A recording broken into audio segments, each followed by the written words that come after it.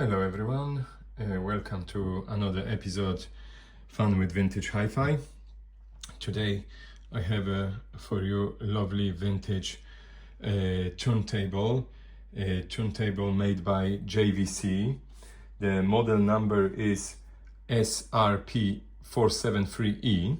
Well, you know, JVC has their own number for numbers for the models, so yeah, SRP-473E. What it is the proper vintage turntable with the lovely smoked dust cover, very good condition. Yeah, a bit of dusty and stuff, but that's normal from wiping, and a little bit maybe you can see the hairlines. Anyway, when you open it, actually dust cover goes quite far, sorry. That's very nice. I want to show you something before we start. I want to show you something straight away, because what it is here, as you see, there is a speed change, 33-45, doesn't have the stroboscopic light, so it has to be is manufactured preset of the speed. I want to show you something, you know, like I showed you with the techniques. You can change the belt very easy. I'm not gonna go to details because I showed this on the before different ones, but also same story. You remove it and just put the belt. But I want to show you something which is the let me just zoom it here a little bit so you guys can see it. Yeah, you see this lever here is the basically speed changer, because a lever goes on the spindle, motor spindle. One is thinner, one is thicker. So as you see, I'm moving 45, 40, 33. So when it's 45, goes to the little bit thicker part of the spindle. And when it's thinner, on the 33, go faster. So that's basically how it is. Same way to change, like the previous one, just remove the plate, put the belt around on the inner plate. This one is quite heavy. And when you put it back, just grab the belt, put it on the spindle, and that's it, it's done. So that's why I want to show you guys this lovely, crazy little mechanical speed changer. So it's not electrical, like some of them might be. This one is proper mechanical one. So let's put the plate cover. Is quite stiff, is original one. Everything on it is original except the belt. I just changed the belt, put the new belt recently because it was snapped. Yeah, let's forward what we have here. Here on the back was the little dust bag, remove dust bag they called it. I didn't have it. It was somebody removed it. There's a bit of dirt there from the sticker. Lovely arm with the holder, start stop. So basically what it is, there is no even lever to lower the arm, tone arm to the record. So basically when you remove it from the holder, doesn't start, as you see. It rests on the lift on the here, which you can adjust the lift how high it goes, and also lift has a little dent down there, so when you're moving the arm to the holder, it actually can fit, it goes down, so you can freely put it to the holder. Well, that's quite clever, because what it is, I want to show you guys straight away. When you move this lever, the plate start moving, and the actual the support goes down, so immediately goes down, and when you stop it, it basically comes out up and leaves there when the plate stops. So let me demonstrate you this with the record itself, so you guys can experience to see it. So let me put it there. Let me use some brush just to put it. So let's start, and yeah, just to remove it, a little bit of dust from the record. Yeah, different ways to do it. I do that way, and now we see the record is already spinning. So you can grab the arm. Yeah, you can leave it on that position. It's not gonna do. But because I is already in a start position, you have to put it directly on on actual record.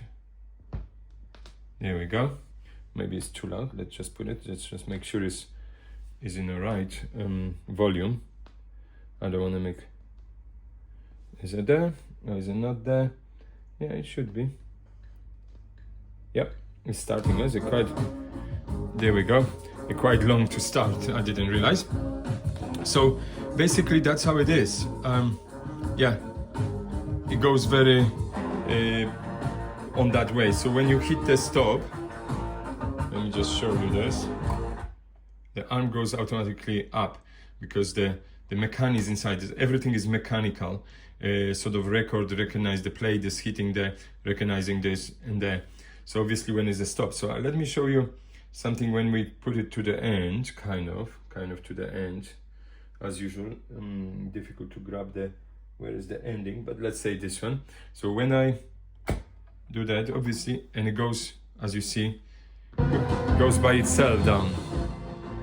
So yeah, that's how this record player works. It's an old school, vintage, but with a bit of, let's call this automatic thing, which means obviously you don't have to operate manually the tone arm. You can just literally put it above the record. By the time the arm goes down, the plate is in a full swing. So let's see now, when the record is finished, it's actually going there, so it's a little bit more.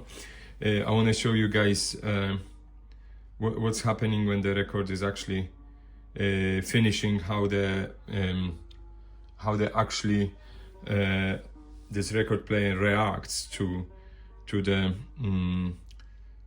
ending. Yeah, because it's like, I would call this semi-automatic, because obviously it's not like you just push the button or start and you have to put it, you have to flick this lever, this knob, and that's how it stops. So and starts. So yeah, it's obviously a little bit of ending the song. I didn't realize that. And yeah, let's have a look. Is actually end. As you see, the arm goes to the end and automatically stops. So doesn't come back like in some of those automatic turntables. It just lifts and stops, which is, very enough. It's good enough. Don't have to be more. That's plenty when you have a just record stops. Doesn't have to spin around. Then you just move it back to the rest area. You can flip the record on the other side, and yeah, and then you can just start all over again.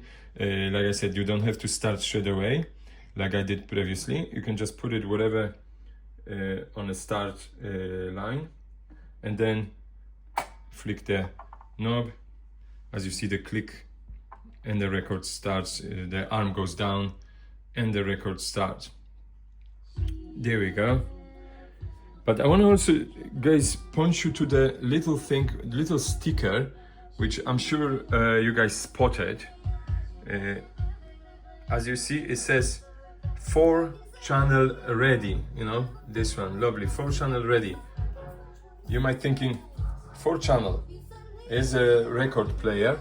Why is it saying 4-channel ready?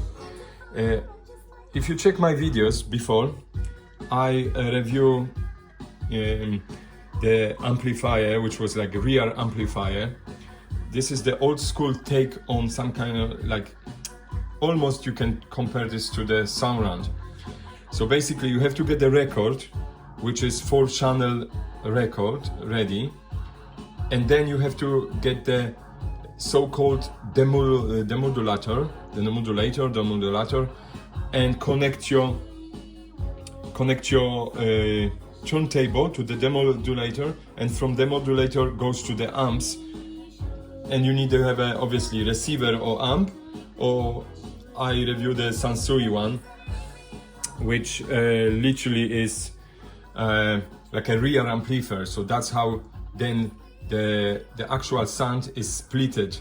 So the record player does not have 4 outputs for 4 channels. No, it's ready because probably, and I'm pretty sure that's how they invented. And I've seen those demodulators when you Google the 4-channel ready JVC model SRP-473 you will see the JVC was supplying with a little, looks like a preamp, small preamp to the record players, but is the demodulator which splits the signal to your, and then you can connect it to the amps to make a like vintage sound system, and the preamp is actually dividing signal to the front speakers and rear speakers to create this effect. But like I said, not every record will play like that. You would have to get a record which is designed for it. I have one, I want to show you guys. In my collection I have a record just to test, just in case. As you can see, it says Quadrophonic sampler. So basically that's what it is. It has to be quad, so it has to be recorded in quad. And as you can see, yeah, there's all about this and little explanation on the records as well, on the Quadrophonic. So it has to be done. So that's why I'm trying to make sure you guys are aware of it. The record has to be recorded in Quadrophonic, so to be able to be converted to Quadrophonic system. So yeah, I hope you guys enjoyed this little presentation. Also, oh, I forgot, this little sort of white spot this is for your shell, for the head shell, because you might have different head shells for exactly that purpose, for the Quadrophonic records and for the stereophonic records. You might have two different shells, so you can just, it's very easy to do it. I can show you guys now. Actually, let's switch it off. It goes. Let me just show you. Yeah, it's off now. So let me just put the volume down. Basically what you do, you just hold the shell and unscrew this little sort of nut and pull your head shell, and that's it. And that's where it is. Because the head shell has a little knob here, it rests there, and there we go. And you can have a spare one for like I said, for different with different cartridge and for different types of music. In that matter, it might be different for the Quadrophonic, as it says, 4-channel ready. You just put it back in, tighten the nut, and it's ready for another day to play. So that's how it is, guys. Nothing difficult, but lovely sound from this vintage JVC 4-channel ready with a lovely smoke dust cover. So if you can just play the record, just close the dust cover, and that's it. Yeah, guys, thank you for watching. Thank you. Hopefully you guys enjoyed the little presentation on the gear, how it works now. Also how to change quickly the belt. Easy as always. I try to highlight that. So no worries to go to any electronic shop to change the belt and be ripped off for unnecessary costs. Yeah, you guys know what to do. Hit the like button and subscribe. I like, guys, we're growing and we're getting bigger and bigger. That's fantastic, and we're reaching more and more people. Yeah, if you guys looking for the vintage record player, this one is for you. Because one more thing I want to show you, sorry, to the end, how the counterweights are. Look at this. It has also like kind of support from the beginning, and is also kind of like scale type thing, so you can, when you can adjust it.